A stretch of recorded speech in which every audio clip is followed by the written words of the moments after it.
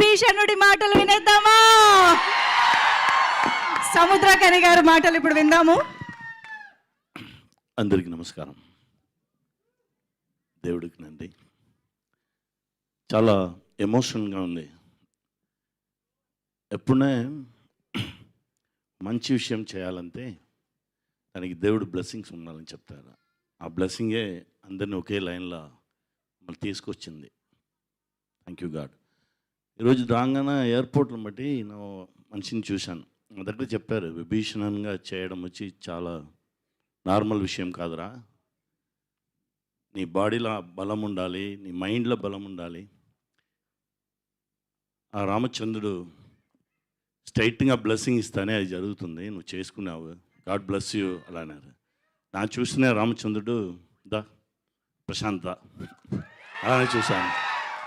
ఎందుకంటే సడన్గా ఉండే మీట్ చేశాము, నాకు ఏం తెలియదు.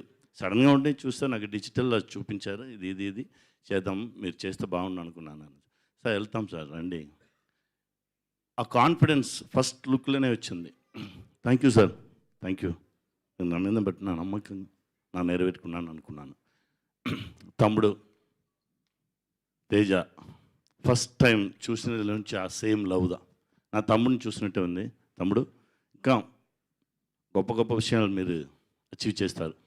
ఎందుకంటే అందరం కష్టపడాము, అంత ఇష్టపడి కష్టపడాము మంచి విషయంకు, అంతే. మా ప్రొడ్యూసర్ గారు sir thanks sir, thank you very much sir.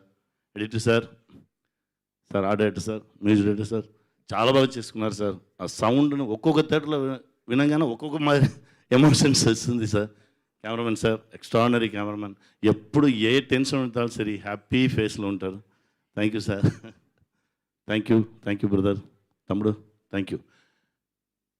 మీ అందరికీ నమస్కారం అండి. మీరు లేదంటే ఈ సక్సెస్ లేదు. Thank you very much. Thank you so much sir. Prashanth Varma cinematic యూనివర్స్లో మీరు మళ్ళీ కనిపిస్తారని ఆశిస్తూ ఉన్నాం కూడా.